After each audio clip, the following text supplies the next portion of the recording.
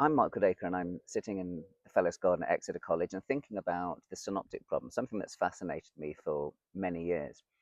And if I were to look to find the beginning point for a solution to the synoptic problem, I'd tell you where I'd begin.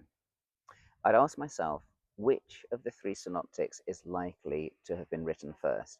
Are there any signs in all those agreements and disagreements that give us clues as to which one is the first gospel?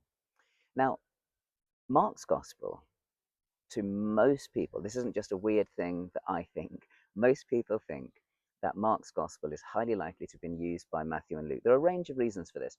Some of the reasons that have been given across the decades are so so. Sometimes people say things like, well, Matthew and Luke improve Mark's bad grammar. Well, yeah, if they use Mark, but plenty of people use worse grammar than the sources that they're copying from. So that was never a great argument. But there are other good arguments for Mark and priority. I think one of the things is that there are so few things that are unique to Mark. You've just got a handful of passages. One of them is the man running away naked in Mark 14. That's absent in Matthew and Luke. Another one is the story of the man who Jesus attempts to heal of blindness, and it's a partial healing at first. He sees people walking around like trees.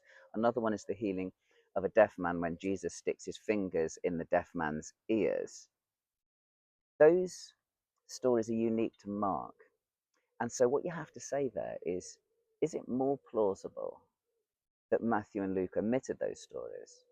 Or is it more plausible that Mark added them? And most people think it's much more plausible that they're the kind of stories that Matthew and Luke omitted rather than ones that Mark added.